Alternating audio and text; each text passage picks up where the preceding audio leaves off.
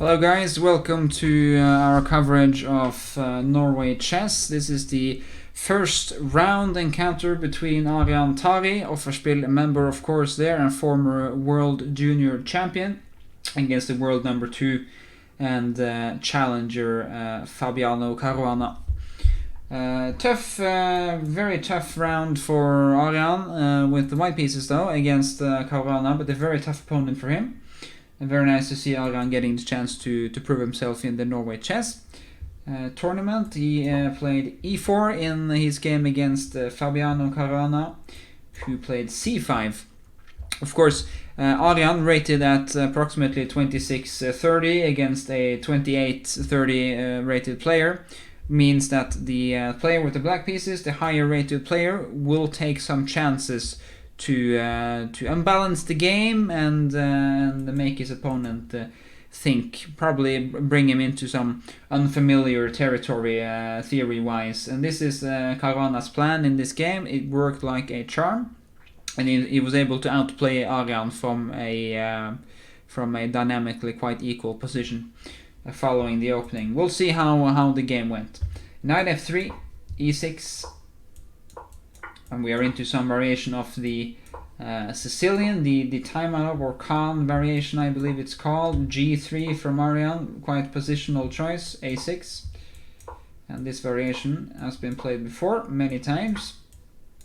And now I believe it was it Robert Fischer who found this move, Bishop f4, or maybe it was Tal, I'm not sure.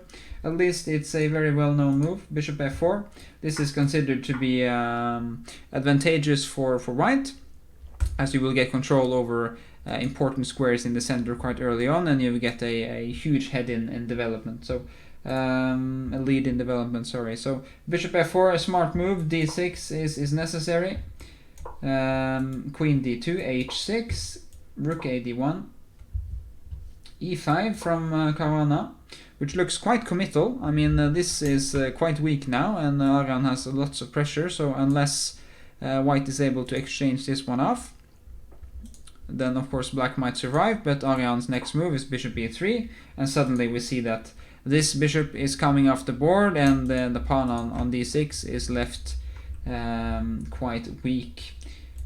Bishop takes e3, and now fe3, which is a very nice move from Aryan, probably theory still, trying to win this pawn of course. And this pawn move, fe3, does not allow king e7 protecting the d6 pawn, because we have rook f6, and no matter which piece you recapture with here, there will be a tremendous knight fork on d5, netting the queen on c7. So that will not be a solution for black. Instead, Caruana, still playing quite fast, he only spent a matter of seconds in the opening. He played bishop e6 here. So probably still in his home preparation here, Fabiano Caruana. And that is really saying something about the preparation level of these guys. He did go for queen d6 here, Aryan. Of course, he needs to take the pawn, because if you don't, then there's no reason to be stuck with this isolated double pawn. And this is, of course, the main argument for black's pawn sacrifice in the opening. I mean, why do this? It needs to be mentioned that Caruana actually did play rook c8 instead of the autopilot move queen d6. Why sacrifice the pawn here? And what's black compensation? The compensation for black is long term. You have two pawns here, a double pawn, which is not really good for white. It's isolated. It's on the same color, at least this center pawn is, as your bishop. So this bishop is left quite passive on g2. And black could easily get some initiative on the queen side, trying to put pressure at least on the c2 pawn, following some pressure on the c file. So well, this is black's compensation. Of course, you could also go for something like h5, h4, trying to pressurize white on the king side as well. So black has a couple of breaks available to him, pawn breaks.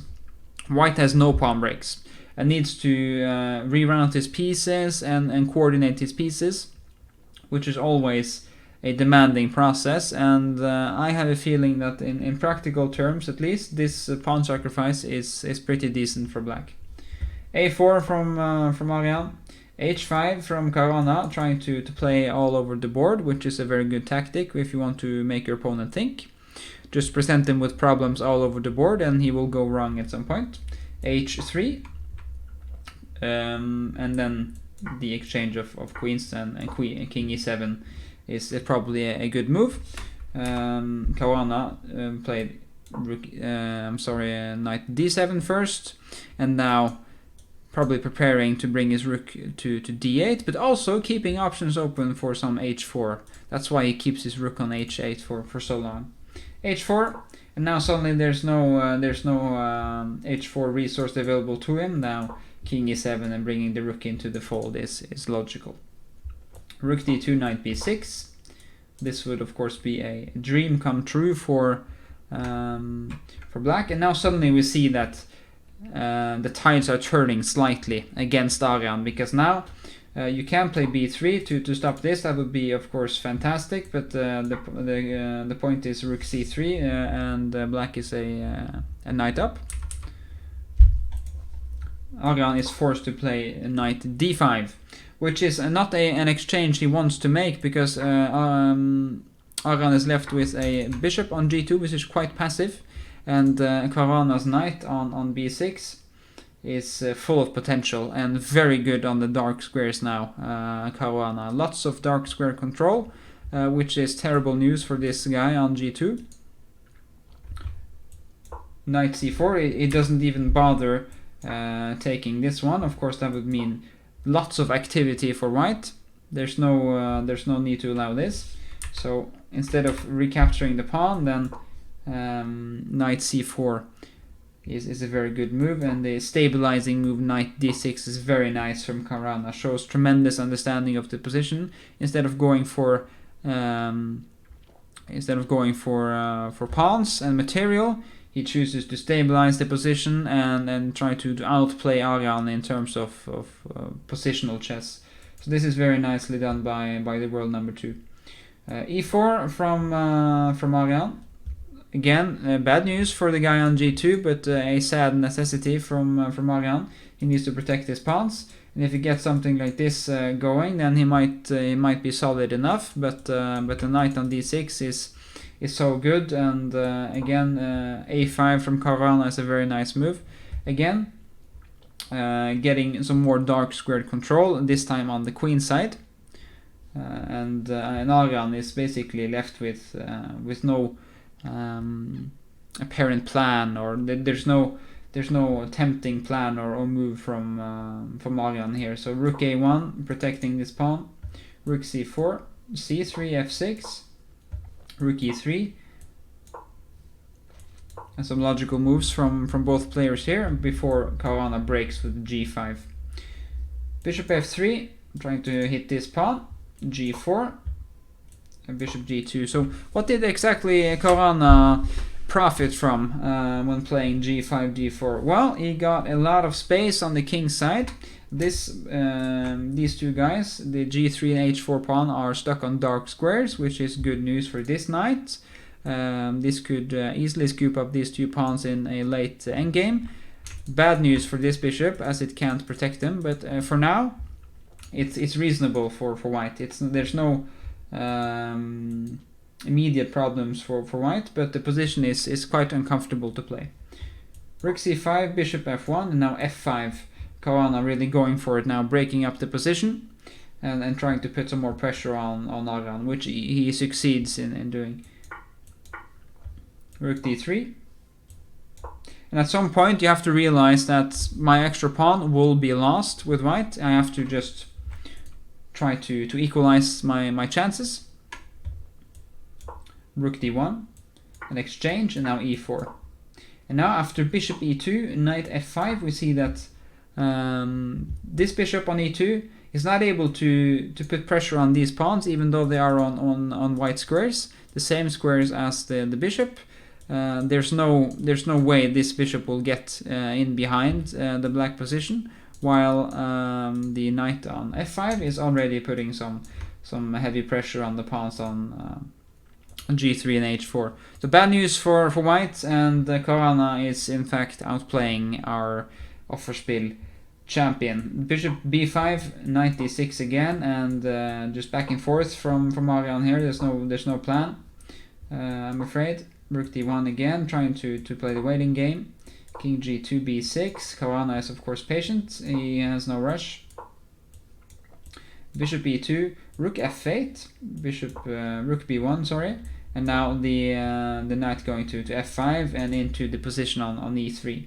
On the next move, Aryan tries to get some counterplay going here, b4, and at least on my level, I would not be too sure about the chances here for black. I mean, b4 and maybe taking on a5 and rook b5, and suddenly I would feel that white had some counterplay at least. But Caruana is of course full of confidence in his position, and he calculates that knight d5 will win him the game, putting some pressure on both pawns here. Rook b3, it looks a bit clumsy but necessary.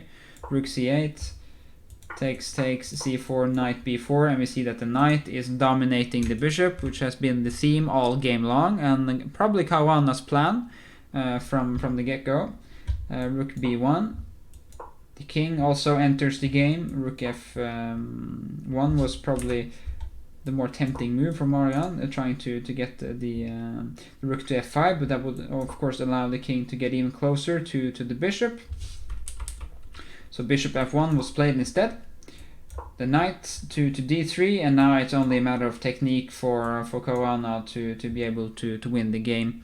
The pawns on the queen side are doomed, and the rook on c5 is very nicely just protecting everything.